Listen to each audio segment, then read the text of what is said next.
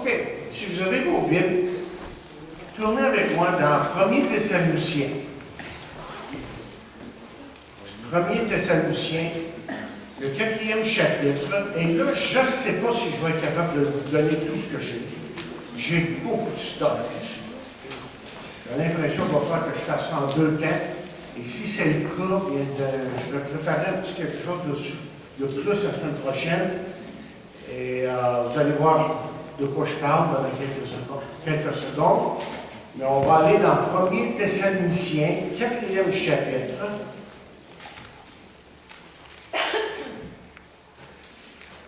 Verset 13. Et voici ce que nous lisons dans 1er Thessaloniciens, 4e chapitre. Verset 13. Nous ne voulons pas, frères, que vous soyez dans l'ignorance au sujet de ceux qui dorment ou qui sont décédés, afin que vous ne vous affligiez pas comme les autres qui n'ont point d'espérance.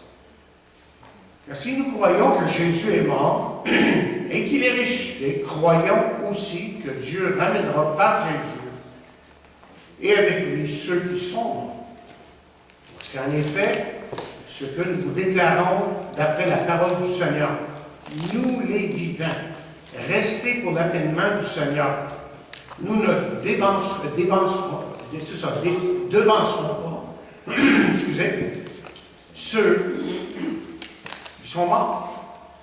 Car le Seigneur lui-même a un signal donné à la voix de l'archange et au son de la trompette de Dieu descendra du ciel et les morts en Christ ressusciteront premièrement.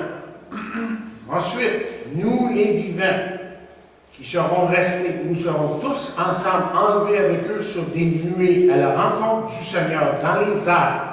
Et ainsi nous serons toujours avec le Seigneur. Consolez-vous. Consolez-vous donc les uns les autres par cette parole. Prions. Dieu, notre Père, bénis maintenant à cet instant même ta parole. Et que ta parole puisse vraiment nous transformer, encore une fois, à ton image, de plus en plus à l'image de Jésus. Que notre désir soit de connaître ta parole et de laisser ta parole vivre en nous. Et nous prions cela dans le nom de Jésus. Amen. OK, on est en train de passer à travers 1er Thessaloniciens. Et dans notre dernière étude, nous avons examiné 1er Thessaloniciens 4, 1 à 12. Et vous savez que l'objectif de Paul dans cette section était de dire aux jeunes chrétiens de marcher d'une manière qui plaît à Dieu. Au verset 1 à 8, justement, au chapitre 4 ici, là, Paul exhorte les Thessaloniciens à s'abstenir de toute impureté sexuelle. Il dit au verset 3, essentiellement, et je cite le verset, ce que Dieu veut, c'est votre sanctification. Il dit essentiellement à ce verset que la volonté de Dieu, c'est que nous soyons sanctifiés, et la sanctification comprend être à la fois séparé du péché, et d'autre part, de vivre une vie qui plaît vraiment à Dieu. Un chrétien, autrement dit, un croyant doit vivre une vie pure. Paul dit justement au verset 8, toujours dans le chapitre 4, il dit « Celui donc qui rejette ses préceptes ne rejette pas un homme, mais Dieu qui vous a aussi donné son Saint-Esprit. » Autrement dit, tandis que les incroyants sont contrôlés par leur péché, leur nature pécheresse, si vous voulez, les croyants, eux, ont la puissance de Dieu, la puissance du Saint-Esprit à leur disposition. Ceux, en fin de compte, comme le texte le dit, qui pratiquent l'immoralité sexuelle, rejettent, nous dit la parole de Dieu, Dieu lui-même. C'est Dieu qu'on rejette. Parce que c'est lui, comme on va voir dans quelques instants, qui a parlé dans sa parole. Maintenant, dans les versets 9 et 10, il Paul a félicité les Thessaloniciens pour l'amour qu'ils ont manifesté envers les frères. Et vous rappelez que ça, c'est un point fort dans cette Église. Depuis qu'on a commencé à travers 1er Thessaloniciens, c'était vraiment un point fort dans cette Église. Il y avait beaucoup d'amour. Et non seulement à ceux de Thessalonique, mais l'apôtre va nous dire qu'ils ont aussi aimé ceux qui est en dehors des murs de leur Église. Et Paul leur dit au verset 9, pour ce qui est de l'amour fraternel, vous n'avez pas besoin qu'on en vous écrive, car vous avez vous-même appris de Dieu, vous aimez les uns les autres. J'aime bien l'expression ici, j'ai fait la remarque juste ce matin, là, je suis en train de réviser, il dit que vous avez appris de Dieu. C'est intéressant, mais c'est dit, hein? Ils ont appris de Dieu. C'est quand même Dieu qui nous a aimés le premier. Et ici, là, ce qu'on a, c'est tout simplement de la part de Paul, un rappel aux Thessaloniciens qu'ils ne devaient jamais se reposer dans ce domaine. Parce que vous voyez, on l'a dit il y a quelques semaines, perdre son premier amour, c'est tellement, mais tellement facile. Maintenant, Paul termine cette section de 1er Thessaloniciens, si vous êtes en train de suivre avec moi, là, en abordant certaines faiblesses dans l'Église. Par exemple, il va dire, et à mettre votre honneur à vivre tranquille, à vous occuper de vos propres affaires et à travailler de vos mains comme nous vous l'avons recommandé. Vous vous rappelez ce que j'ai dit il y a quelques semaines? Certains, parmi ces chrétiens, dans cette Église, étaient devenus en quelque sorte paresseux parce qu'ils attendaient le retour de Jésus-Christ. Paul ici leur ordonne, et ce n'est pas la première fois, il leur ordonne de travailler, de mener une vie tranquille et de s'occuper de leurs propres affaires. Et la raison pour ces paroles est très simple, évidemment. Ça concernait le témoignage, leur témoignage et leur vie personnelle. Et Paul conclut en disant ceci au verset 12, en sorte que vous vous conduisez honnêtement envers ceux du dehors et que vous n'ayez besoin de personne. Alors, Paul dit en somme, pour résumer ici, que lorsque nous ne vivons pas, on va utiliser le négatif ici, que nous ne vivons pas une vie tranquille en tant que croyants, évidemment, ça mine notre témoignage personnel. On donne un mauvais témoignage. Et en tant que croyants, nous devons être au-dessus de tout reproche dans la façon que nous vivons notre vie. Si on veut vraiment être un témoignage efficace, les gens veulent être capables de lire la Bible dans nos vies. Manière de dire, il faut être sans reproche. Et enfin, nous devons travailler et mener une vie tranquille pour ne pas être dans le besoin, nous dit l'apôtre. Tu vas dire, nous ne devons pas vivre du travail des autres. Et le commandement de Paul est que, dans la mesure du possible, évidemment, je pense que c'est de ça qu'il parle ici.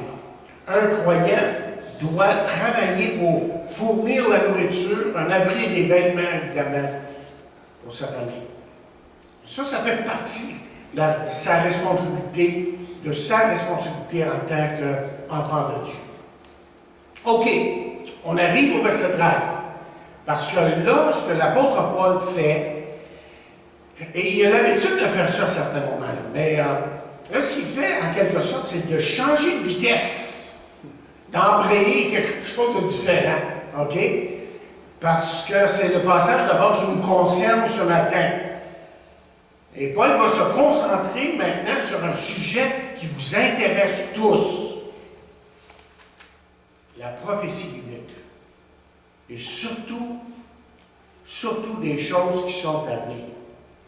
En fait, si l'on devait penser à un sujet qui caractérise, vous rappelez, l'ensemble de cette lettre de 1er Thessaloniciens, vous allez vous rappeler que c'est la prophétie, justement. OK? Et en particulier, ici, là, il veut nous parler de la venue de Jésus-Christ pour enlever son Église. Et de bien d'autres choses, évidemment. Et la Bible semble très claire sur le fait que Jésus va venir chercher son Église, et certains théologiens vont appeler ça cette venue secrète. Okay? Parce qu'il vient dans les airs, et je vais tout vous expliquer ça au fur et à mesure qu'on avance. Il vient évidemment pour régner sur la terre. Et malgré les différents points de vue sur la prophétie ou sur l'eschatologie, et il y en a, je peux vous assurer que j'ai étudié beaucoup de points de vue sur ça. Une chose dont la plupart des exégètes, ceux qui interprètent les Écritures, sont d'accord, c'est que Jésus va revenir chercher son Église. Et en fait, l'un des meilleurs passages concernant l'enlèvement de l'Église, c'est celui qu'on vient de lire ce matin. Vous savez, on lit dans Daniel 12, verset 4, ces paroles. Toi, Daniel, tiens secrète ces paroles et scelle le livre jusqu'au temps de la fin. Plusieurs alors le liront et la connaissance augmentera. Et remarquez ces paroles, surtout lorsque Daniel dit et la connaissance augmentera. D'abord, ce verset a un rapport avec la prophétie, la fin des temps. Mais je crois qu'il y a une deuxième application qu'on peut faire ici, et que plusieurs font. C'est qu'avec le temps, la connaissance de l'homme va augmenter de façon foudroyante. Les inventions, autrement dit, aujourd'hui, sont surpassées le lendemain. Littéralement, les gens sont obligés de se recycler. Parce que la connaissance qu'ils ont reçue jadis, ça ne suffit plus aujourd'hui. Écoutez, moi, je suis pas un de ceux qui essaie de fixer des dates sur le retour de Jésus-Christ. Parce que la Bible nous défend de faire ça. Mais, ce que la Bible nous dit, c'est de reconnaître les temps qui, justement, annoncent le retour de Jésus-Christ. Et encore là, faut-il faire attention. J'en ai entendu des jolis, certains moments qui n'ont pas d'allure, et voilà qu'on essaie de dire toutes sortes de choses qui n'ont pas de sens. Alors, il faut faire attention lorsqu'on lit les signes des temps et dire des choses qui ont du sens et qui vont avec la parole de Dieu surtout. Ça, on regardera ça plus tard. Vous savez, à travers les siècles, l'homme a toujours été fasciné par la vie.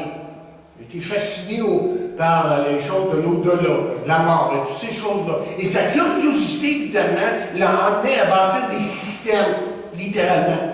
Des systèmes de philosophie, de religion. Et certains, évidemment, promettent la félicité éternelle. Et d'autres véhiculent une sorte d'existentialisme sordide qui dit essentiellement ceci. Mangeons et buvons, car demain nous mourrons. Car il n'y a pas de lendemain, parce que le tout finit sous pied sous terre. 6 pieds sous terre. L'Église à Thessalonique, rappelez-vous, rentrons dans le contexte de l'Église. C'est très important de comprendre ce qui se passait dans ce temps-là. Okay? D'abord, c'était une jeune Église, vous vous rappelez, là? Et probablement, quand Paul est en train d'écrire cette lettre, probablement à Corinthe, on pense, okay? Que ça fait à peu près 1 an que l'Église existe. Alors, c'est pas long pour une jeune Église, pour des jeunes chrétiens, OK? Et c'est une jeune Église qui a connu probablement une croissance phénoménale. Et les jeunes chrétiens de cette Église-là, bien, eux, ils faisaient face à toutes sortes de questions. Et en particulier sur la vie, sur l'au-delà et la mort. Toutes sortes de questions qui se posaient.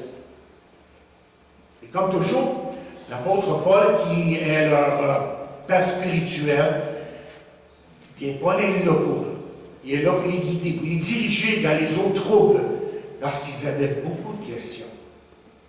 Juste comme résumé, laissez-moi vous donner les raisons pourquoi Paul a écrit cette lettre, a pris la peine d'écrire cette lettre à ces jeunes chrétiens. D'abord, parce qu'ils avaient tout simplement d'être instruits. Ils avaient besoin d'être instruits dans la parole à cause des loups ravisseurs. Tournez avec moi là, soyez prêts à travailler parce que quand vous venez ici, on travaille dans nos Bibles.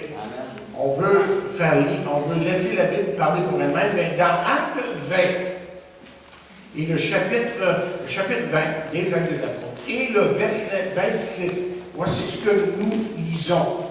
Il dit ici, c'est pourquoi. Et là, il est à Éphèse à ce moment-là. Et là, il dit, c'est pourquoi je vous déclare aujourd'hui que je suis pur du sang de vous tous.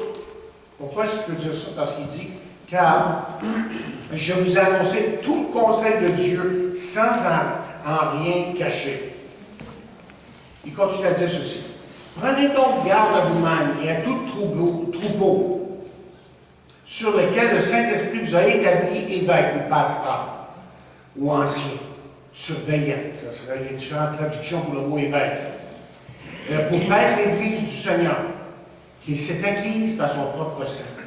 Je sais, écoutez là, il est là, il part dans quelques jours. Il dit, je sais qu'il s'introduira parmi vous, après mon départ, des loups cruels qui n'épargneront pas le troupeau et qu'il s'élèvera du milieu de vous, pas nécessairement de l'extérieur, mais là, dans votre Église. Il s'élèvera du milieu de vous des hommes qui enseigneront des choses pernicieuses pour entraîner les disciples auprès de Dieu. Alors, la première chose, c'est qu'ils avaient besoin de vraiment être enseignés, mais affirmés dans leur foi, qu'ils puissent résister aux enseignements. Mais deuxièmement, comme vous le savez, la persécution allait en augmentant à ce moment-là. Ça ne diminuait pas, là. Tranquillement, la persécution augmentait. Et ils avaient besoin d'être encouragés. Ils avaient besoin vraiment d'être affirmés. Troisièmement, ils avaient besoin d'être éclairés. La troisième raison pour cette lettre, c'est qu'ils avaient besoin d'être éclairés sur la question des morts. Ils avaient la question qui se posait, c'était qu'est-ce qui arrive après la mort, littéralement, surtout ceux qui sont morts. Alors, ils avaient besoin d'être éclairés sur ça, et plus précisément sur ce qui arrive à une personne, comme j'ai dit, qui était déjà morte. Pour eux, ça les troublait, ça. Mais quatrièmement, ils avaient besoin d'un espace solide. Ils avaient besoin d'un espace solide, si vous voulez, face aux philosophies prédominantes dans ce temps-là. Là. Il y avait une façon de penser, autrement dit, dans ce temps-là, là, qui faisait que la société était comme, j'allais dire contaminée, on pourrait dire contaminée. Contaminée par des choses qui étaient pernicieuses. Par exemple, une certaine philosophie du temps qui disait ceci. On pouvait lire, il y a l'espoir. Il y a un de leurs philosophes qui a écrit ça. Il dit, il y a un espoir pour ceux qui sont vivants, mais pour ceux qui sont morts, ils sont sans espoir. Il y avait une inscription sur une pierre tombale qui pouvait se lire comme suit. Je n'étais pas, je suis devenu, je ne suis pas et je ne crains pas. Qu'est-ce que ça veut dire? Absolument rien. Donc, vous voyez, devant des propos comme ça, là, semblables, la foi de ces jeunes chrétiens-là était toujours mise à l'épreuve, était toujours à l'épreuve. Ils disent, on est tout en bonne affaire, donc là, pour poser des questions, mais on veut bien cheminer avec le Seigneur, mais on s'embarquer dans la bonne affaire.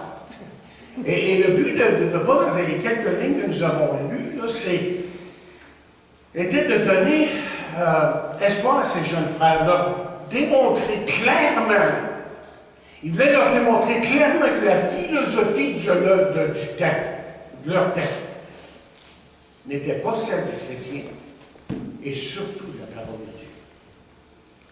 Surtout de la parole de Dieu. Et comment est-ce qu'il va le faire, ça? Comment est-ce qu'il va arriver à comme les convaincre que c'est pas ça du tout ce qu'ils entendent. Ce qu'ils entendent comme philosophie, là, mais c'est pas du tout ce qui est réel, ce qui est vrai et ce qui est authentique. Et comment est-ce qu'il le fait? Vous avez dans votre messager le titre du message, en énonçant 5 certitudes merveilleuses. 5 certitudes merveilleuses. On va commencer à les faire ça maintenant. Je ne sais pas si on va réussir à finir. OK. La première certitude merveilleuse, c'est que nous avons la parole de Dieu. Regardez le verset 15. Surtout, ça ressort dans le verset 15, où l'apôtre va dire ceci. Il dit, voici en effet ce que nous vous déclarons d'après la parole du Seigneur. D'après la parole du Seigneur. Oui, les philosophes avaient leur théorie et écrit sur l'avenir, l'au-delà, la mort. Ils avaient leur théorie, leur conception sur ces choses-là. Mais la plupart de ces écrits-là, dans le temps, et comme aujourd'hui, c'est la même chose, c'était contradictoire. Ça ne tenait pas debout, si vous voulez. Ce qui emmenait les gens au désespoir total. Il n'y a pas d'espoir parce que ces gens-là avançaient. Et l'apôtre, lui, dirige ses jeunes frères, parce que ce sont de jeunes frères dans le Seigneur, à quelque chose d'infiniment, autrement dit, supérieur là, à ses philosophies. Il va les diriger, voyez, à un livre qui n'allait pas les emmener à la confusion, mais un livre qui allait leur donner des certitudes. Et là, je veux que vous suiviez avec moi dans le livre, dans l'épître qui suit après, 2 Thessaloniciens, Timothée. Je veux que vous voyez le langage qu'il utilise ici. Là, okay? Que vous remarquiez le langage qu'il utilise à partir de 1er Timothée, 1er chapitre et verset 15. Regardez ce qu'il dit. Il dit, c'est une parole certaine et entièrement digne d'être reçue. Chapitre 3, verset 1. Cette parole est certaine. Il revient avec presque les mêmes paroles. Cette parole est certaine. Chapitre 4, verset 9. C'est là une parole certaine et entièrement digne d'être reçue. Remarquez ce qu'il est en train de dire là. Il répète à plusieurs reprises. Et il veut répéter parce qu'il veut que ces gens-là s'en rappellent, évidemment. Allez dans 2 Timothée, maintenant. 2 Timothée, chapitre 2, verset 11. Il va dire, cette parole est certaine. Encore une fois, les mêmes paroles. Cette parole est certaine. Il n'y a pas de... C'est un peu comme quand Jésus disait, en vérité, qui pourrait être traduit littéralement, Amen, Amen, dans le grec. Autrement dit, c'est certain. Cette parole est certaine. Si nous sommes morts avec lui, nous vivrons aussi avec lui. Take it to the bank, on dit en anglais. Amen. Take it to the bank. OK, titre. OK, dans le titre. On va dans le titre, parce que le titre, vous savez, évidemment contemporain, évidemment, à Timothée, tu as aussi un jeune pasteur comme Timothée, et là, il l'exhorte, parce que peut-être que ces jeunes prédicateurs-là, comme Timothée et Tite, sont dérangés par des choses qui sont véhiculées autour d'eux. Et là, il va dire au chapitre 3, verset 8, il dit, cette parole est certaine, et je veux que tu affirmes ces choses. Cette parole est certaine. Et même Pierre, on ne prendra pas le temps d'aller dans 2 Pierre, dit à peu près la même chose. Que c'est certain. Ce que je vous donne là, c'est très important. Et pourquoi est-ce que c'est certain? Bien, regardez, il faut aller au verset clé, un des versets clés dans toute la Bible. C'est 2 Timothée 3,16, que vous connaissez bien, mais qui mérite notre attention pour un instant. Il dit toute écriture. Je ne dis pas une partie de l'écriture, là, mais toute écriture est inspirée de Dieu, sort de la bouche de Dieu, littéralement, est utile pour enseigner, pour convaincre, pour corriger, pour instruire dans la justice, afin que l'homme de Dieu, ça c'est enfant de Dieu, soit accompli et propre à toute honneur. Qu'est-ce que Paul est en train de dire ici, là, en vous emmenant sur ces paroles-là que je viens de vous citer? Okay? Ce que Paul est en train de dire, c'est ceci. C'est que Dieu a parlé.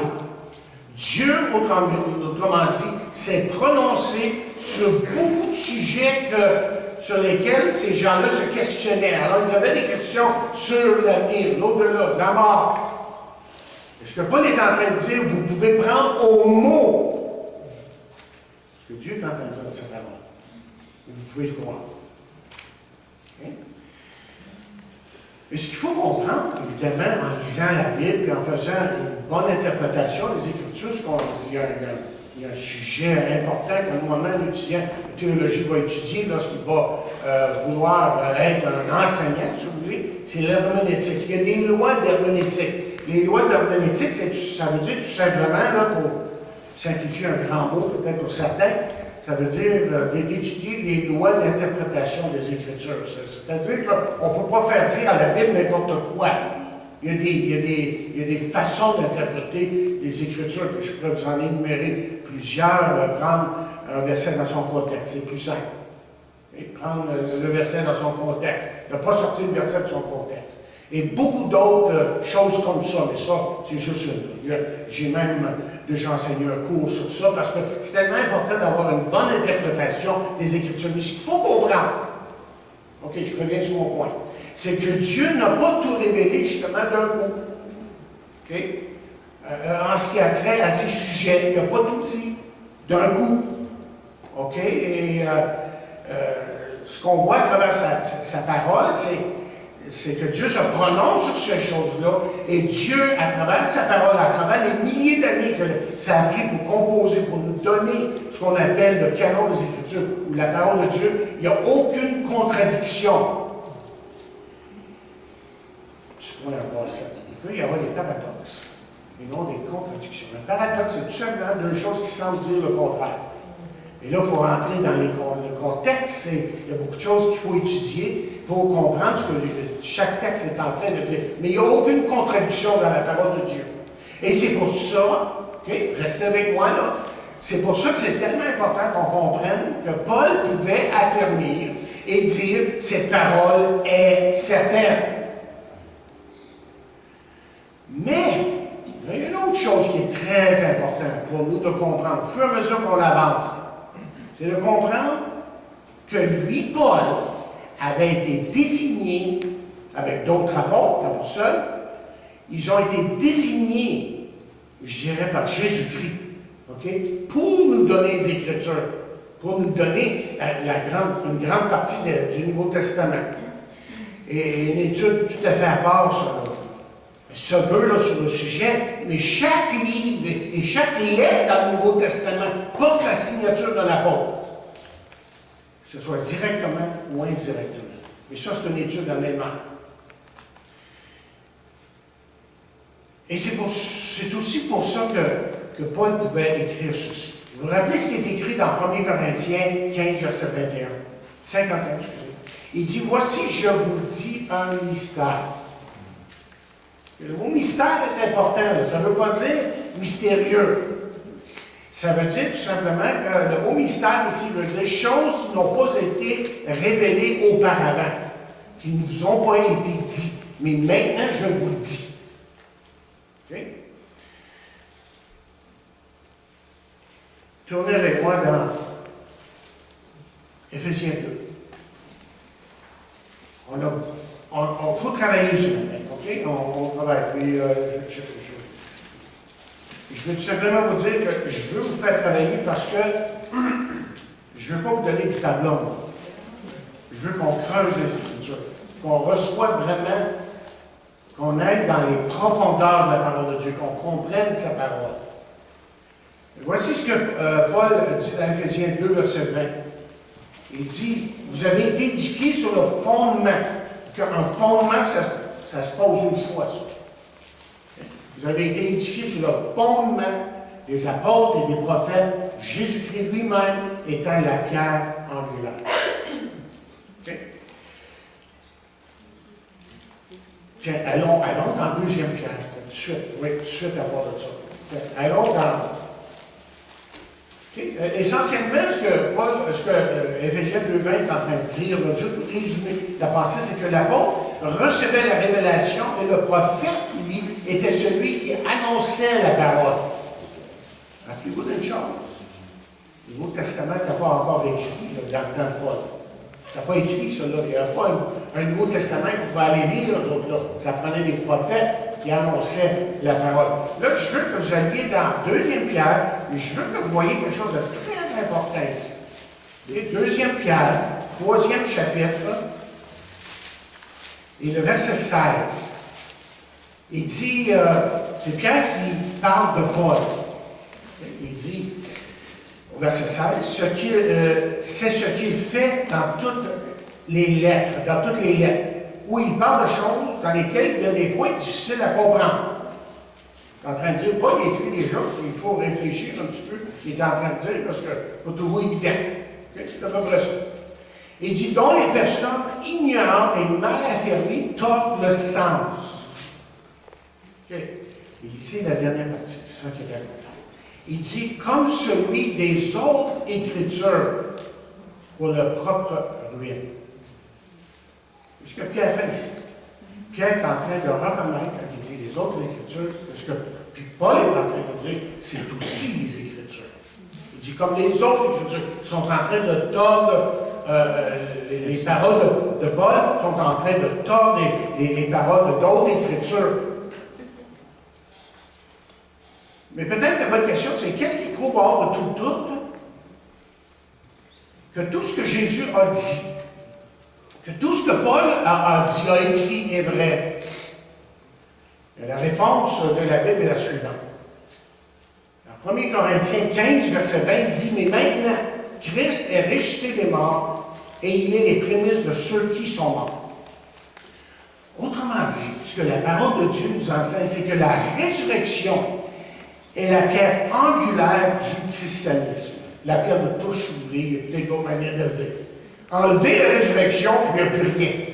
Ce qui différencie le christianisme de toutes les autres religions, c'est que son fondateur est vivant. Et la résurrection a été attestée, c'est un fait historique, mais attesté par des centaines de personnes. Et si vous avez des doutes sur ça, et c'est là que je m'allonge un petit peu, parce que je ne prends rien pour acquis. OK? Peut-être que vous avez des doutes. Oui, mais Jésus est-tu vraiment ressuscité? C'est-tu possible qu'il soit vraiment ressuscité? Mais si vous allez dans 1 Corinthiens, 15e chapitre, et au verset 3, voici ce qu'on dit. Suivez bien avec moi. Je vous enseigne avant tout, comme je l'avais aussi reçu, que Christ est mort pour nos péchés selon les Écritures. Quelle Écriture ici? L'Ancien Testament. L'Ancien Testament, évidemment. Le Nouveau Testament, tu n'as pas écrit. Il dit selon les Écritures. Donc, Ésaïe 53 et beaucoup d'autres passages comme ça. Il dit selon les Écritures, il est mort. OK. Qu'il a été enseveli et qu'il est ressuscité le 3e jour selon les Écritures. Qu'est-ce que c'est en train de dire? Il est en train de dire que la résurrection de Jésus-Christ avait été prédite dans l'Ancien Testament. Déjà, c'est là. Okay? Il dit, et là, ce qui est important, c'est ça ici. Il dit, et qu'il est apparu à Céphas, autrement dit Pierre, puis aux 12. Qu'est-ce qui est arrivé? Il est apparu à des gens. Il y a eu littéralement des témoins oculaires, des gens qui l'ont vu, là, face à face, après sa résurrection. Et pas juste une fois, plusieurs fois. Et c'est impossible qu'ils ont tous halluciné en même temps. Il a apparu à Céphas, puis aux 12. Ensuite, il dit, il a apparu à plus de 500 frères à la fois.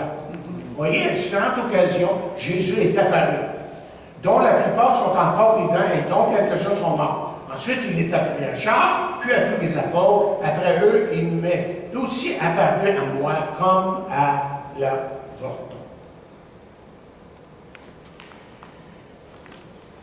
Autrement dit, là, ce qui est important pour bien comprendre pour nous, parce que c'est vraiment quelque chose qui est contesté dans certains milieux aujourd'hui, c'est que nous avons la parole de Dieu, ce qui fait que Dieu a parlé une fois pour toutes. Quand vous entendez quelqu'un qui vous dit qu'il a une révélation, j'en ai parlé il y a quelques semaines, une révélation, mettez un point, minute. Une révélation, ah oui, minute là, on va rajouter la Bible parce qu'elle n'est pas complète. Dieu est encore en train de révéler des choses dans sa parole, mais il ne le fait pas, évidemment, parce que Jude a dit ceci. Écoutez bien ce que Jude dit. 3e verset. Il dit, bien-aimés, comme je désirais vivement vous écrire au sujet de notre salut commun, il dit, je me suis senti obligé de le faire afin de vous exhorter à combattre pour la foi qui a été transmise une fois pour toutes au sein. Une fois pour toutes. La parole est là et elle parle. Il n'y a pas de confusion. Mais si on commence à écouter toutes sortes de monde autour de nous qui ont des soi-disant révélations, vous allez tomber dans confusion totale. Je peux vous garantir. OK, la deuxième certitude merveilleuse. Là, on a la parole de Dieu. Ça, c'est une certitude qui est merveilleuse. On peut, autrement dit, moi, j'ai la gorge sec aujourd'hui. J'ai pris quelque chose comme mes oreilles sont bouffées, là. Puis, ça sèche la bouche terriblement. En tout cas, on va passer à travers. OK? Deuxième certitude merveilleuse, simplement que Jésus revient bientôt. Jésus revient bientôt. Et le thème, comme je vous ai déjà montré, est constant dans la lettre. Paul y en parle constamment. En fait, ce qu'il fait, c'est qu'il va tout lier, toutes ces idées là, qu'il va partager, il va les lier au retour de Jésus. OK? Et que dans chaque chapitre, il parle du retour de Jésus-Christ. Si vous allez dans le chapitre, OK, là, tournons, moi j'ai perdu ma place, alors si vous l'avez perdu, revenez avec moi dans le premier Thessaloniciens. Et là, on va voir qu'il fait un lien, il fait un lien littéral avec le retour du Seigneur et certaines autres choses. Par exemple, au chapitre 1, si vous suivez avec moi, il dit, car on raconte à notre sujet quel accès nous avons eu auprès de vous et comment vous vous êtes convertis à Dieu en abandonnant les idoles pour servir le Dieu vivant et vrai. Et, dit-il, pour attendre des cieux son Fils qui l'a ressuscité des morts, Jésus, qui nous délivre de la colère à venir. Il relie ça avec quoi?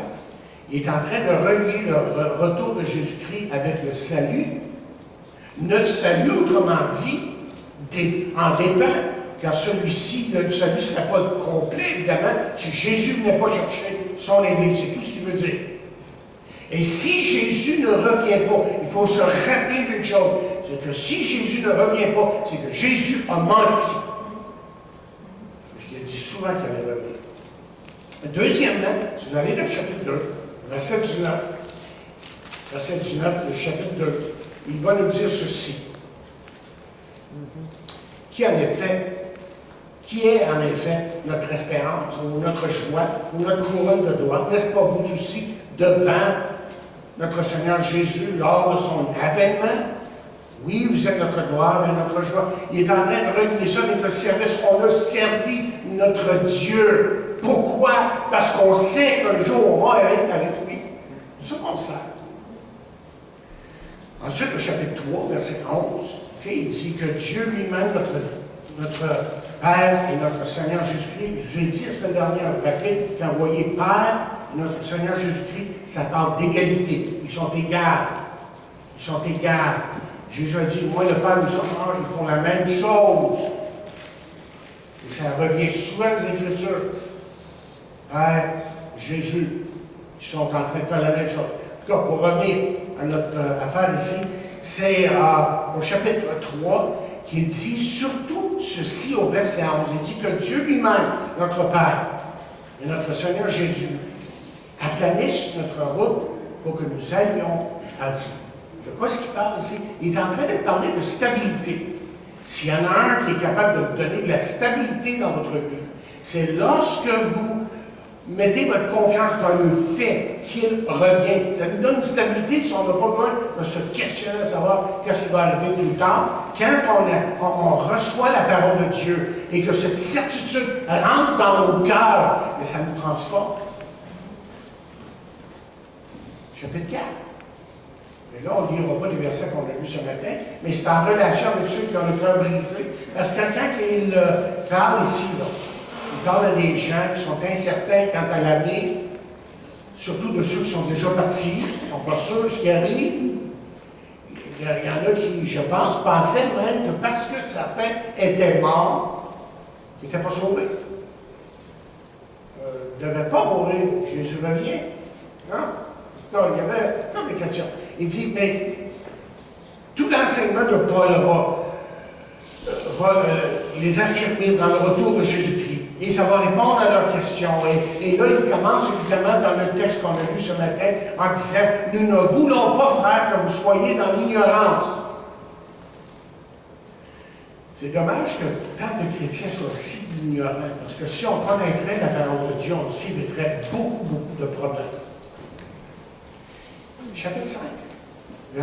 Chapitre 5, verset 23, c'est en relation avec notre sanctification. Regardez ce qu'il dit. Il dit que le Dieu de paix vous sanctifie lui-même tout entier et que votre être, l'esprit, l'âme et le corps, soient conservés irrépréhensibles lors de l'avènement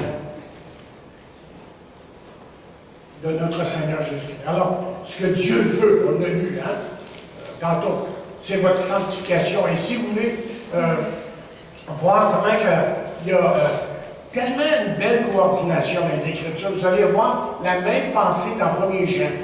1er Jean 3, là, verset 2, qui dit « Bien-aimés, nous sommes maintenant enfants de Dieu, et ce que nous serons n'a pas été manifesté. Mais nous savons que lorsque cela sera manifesté, nous serons semblables à lui, parce que nous le verrons tel qu'il est. Mais le verset suivant est important. Il dit, quiconque a cette espérance en lui, quiconque a cette espérance en lui, quoi? Se purifie.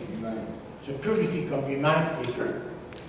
Donc, quand on réalise ce qui nous attend, on veut vivre pour lui, ça nous motive à vivre justement pour lui. Donc, vous voyez, les jeunes chrétiens ici de cette église-là, ont besoin d'être rassurés, parce que ce qui se passe après la mort. Bien, ça c'est notre troisième point. Certitude merveilleuse, troisième certitude merveilleuse, c'est que les morts en Christ vont ressusciter.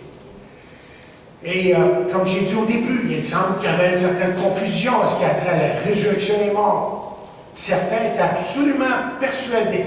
C'est la manière qu'on peut lire les épîtres à certains moments. Il y en a qui étaient mais persuadés, hors de tout doute, que Jésus allait revenir durant leur vivant. Ce qui fait que certains, pour rappeler, ont arrêté de travailler. Et d'autres se demandaient qu'est-ce qui se passait avec les morts. Allait-il être enlevé, les morts? Mais dans quel corps? En plus, il faut se rappeler que la philosophie de ce temps-là ne permettait pas l'idée d'une résurrection. C'est contraire à ce que, j'allais dire ça, mais peut-être que vous allez comprendre ce que je veux dire. C'est contraire à ce qu'ils disaient dans les journaux. Mais les journaux, ça n'existait pas à ce temps-là. OK? C'est contraire à la pensée biblique, évidemment. Tout ce qu'il disait se véhiculait. Par exemple, un jour, Paul s'est présenté à l'aéropage à Athènes. L'aéropage, ça, c'est une plateforme qui était en quelque part dans la ville, je ne me trompe pas, c'est au centre. C'était une plateforme où on pouvait donner des discours philosophiques. Quelqu'un qui avait quelque chose à dire, il se présentait à l'aéropage. Et là, il se levait et il dit, mes frères ou chers amis, j'ai quelque chose à vous dire. Et là, il pouvait parler des heures et des heures de temps, sans rien dire, évidemment. Évidemment, comme Paul lui s'est présenté là, c'était pour parler de Dieu. Et vous savez, les gens ont commencé à le ridiculiser lorsqu'il a commencé à parler de la résurrection. Là, il a dit, wow! Mais non! C'est pour ça qu'on lit dans 17 de 732, lorsqu'ils entendirent parler de résurrection des morts, les uns se moquèrent de lui, et les autres dirent, nous entendrons là-dessus un peu plus tard. Alors, je reviens là à ce qui pouvait préoccuper ces jeunes chrétiens dans cette jeune église. Comment un corps pouvait-il ressusciter? Ça, c'était leur question. Vous allez dire, une question, il aurait dû savoir. Non, il ne savait pas. Il n'avait pas compris. Comment un corps pouvait-il ressusciter? Après tout, celui-ci, n'est-ce pas, retourne à la poussière. Et là, il faut tourner dans 1 Corinthiens, 15e chapitre. Et je vous lirai en temps normal de 35 à 44. Mais je vais juste vous lire dans la Bible sommaire la dernière partie. Parce que ça dit pas mal. J'ai tout écrit les versets, moi, ici, dans mes feuilles. Et je pense que je vais juste vous lire la fin. OK? Il dit, lorsque le corps est porté en terre, comme la graine que l'on sème, il est corruptible. Et il est ressuscité, incorruptible. Semé infirme et faible. Okay? Il ressuscite plein de force et glorieux. Okay? Ce que l'on enterre, c'est un corps doué d'une seule vie naturelle, de la seule vie naturelle. Ce qui revit, c'est un corps dans lequel règne l'Esprit de Dieu. Aussi vrai qu'il existe un corps doté de la seule vie naturelle, il existe aussi un corps régi par l'Esprit. Ce qu'il est en train de dire, il sera résumé. Okay? Et Paul est en train de dire que le corps naturel, il va ressusciter un corps spirituel. Et c'est ce que Dieu va nous donner à tous. Vous et moi. Un corps spirituel, mais qu'est-ce que c'est un corps spirituel, vous allez demander? Mais un corps spirituel, c'est un corps qui est énergisé par le Saint-Esprit. Le texte nous le dit, si on prend le temps de le lire. C'est le Saint-Esprit, lui. Et puisque Jésus-Christ est ressuscité, il ne peut y avoir aucun doute que nous allons ressusciter. En tout cas, comme j'ai dit, ces jeunes croyants s'étaient imaginés toutes sortes de choses concernant ceux qui étaient décédés. Et ce que Paul est en train de leur dire ici, là, si vous retournez dans le texte, il est en train de dire, écoute, vous n'avez pas à vous en faire. Parce que les morts, ceux qui sont déjà morts, ils vont même nous devancer. Wow! Ça, c'est toute une révélation, ça. Maintenant, a lieu, après la résurrection de ceux qui nous ont devancés, l'événement tant attendu. Ce qu'on appelle l'enlèvement. Okay? Et le mot enlever ici au verset 17 de notre texte là, est très significatif et intéressant. Le docteur Kenneth West, expert dans le grec, nous résume le tout et nous dit que dans sa formule originale, le mot peut avoir plusieurs sens. D'abord, le mot enlever. Regardez le texte au verset 17, juste pour que vous soyez dans le verset. Là. Il dit ensuite, nous les vivants qui seront restés, nous serons tous ensemble enlevés avec eux dans les nuées. Alors il dit premièrement que le mot enlever veut dire enlever avec précipitation, en un clin d'œil. Okay? Par exemple, si on regarde dans Acte 8, verset 39, voici ce que nous lisons. Quand il fut sorti de l'eau, l'Esprit du Seigneur enleva Philippe. Vous vous rappelez de cet incident-là avec l'eunuque? Oui. Et l'eunuque ne le vit plus. D'un instant à l'autre, il disparaît. C'est ça l'enlèvement. D'un instant à l'autre, on n'est plus là. Et vous savez, ça rejoint un autre verset qui se trouve dans 1er Thessaloniciens, 1er Corinthiens, excusez, 15e chapitre, verset 51. Et là, regardez ce qu'il est en train de dire ici. Verset 51, il dit, voici, je vous dis un mystère. Là, je vous dis quelque chose qui n'a pas été dit auparavant. Au moins pas clairement. Okay? Nous ne mourrons pas tous, mais nous serons tous changés. En un clin d'œil, en un instant plutôt, en un clin d'œil, à la dernière trompette. On a essayé de calculer la vitesse d'un clin d'œil. 1 millième de degré. Je me suis perdu à un moment donné, là. Dans les chiffres, dans le langage mathématique, mais c'est vite, c'est très vite, c'est d'un instant à l'autre. Alors imaginez-vous le bouleversement qu'il va y avoir lorsque l'Église va être enlevée de cette terre. John MacArthur, qui justement prêche dans les mêmes textes que je suis en train de prêcher ce jour-ci, si vous regardez les temps d'attente, j'ai juste écouté, j'ai pas pris de note de lui. Des fois, je le fais, parce qu'il en met tellement de bonnes choses. Il raconte l'histoire, ne trompe pas, c'était dans un camp d'été. Et puis, il y avait quelqu'un qui est allé chercher quelque chose. Camp d'été, il y avait des jeunes, en tout cas, ça peut être des jeunes, ça peut être des moins jeunes, en tout cas. Et il y avait ce moment où une des personnes devait sortir du camp pour aller chercher quelque chose. Ils se sont dit, on va lui faire la job. Ils ont fait. Ils ont tout arrêté ce qu'ils faisaient. Alors, la soupe qui était sur le poêle, avec le rond qui était en marche, et le fait qui était pour faire leur passage, arrêté, les autres qui faisaient toutes sortes de choses, ils ont tout arrêté, ils sont tous partis. Le gars, il arrive, pas un bruit, il n'y a pas un son. Il regarde autour, il va dans la cuisine, il voit bien la soupe qui est en train de bouillir, ça d'affaires comme ça. Et, comme John a dit, ils ont friqué. Il a friqué. Il pensait réellement que c'était l'enlèvement. Mais ça va être comme ça. Exactement. On a peut-être de la misère à s'imaginer, mais ça va être traumatisant quand cet événement-là va avoir lieu sur cette terre. Et deuxièmement, le mot, là, je ne faut pas que je m'étende, ça veut dire saisir avec force. Quand il dit d'être enlevé, là, okay, ça veut dire aussi d'être saisi avec force. Autrement dit, il semble que l'idée, c'est que Dieu devra, en quelque sorte, nous arracher de cette terre. C'est quoi l'idée derrière ça, pour dire ça? Mais l'idée, c'est que Satan il va tout faire pour empêcher l'œuvre de Dieu de se faire. Justement, Warren Wiersbe, c'est lui qui apporte ça, qui était prédicateur à Back to the Bible, qui a initié le vol évangile, et dont j'ai le privilège d'être le prédicateur depuis 35 ans.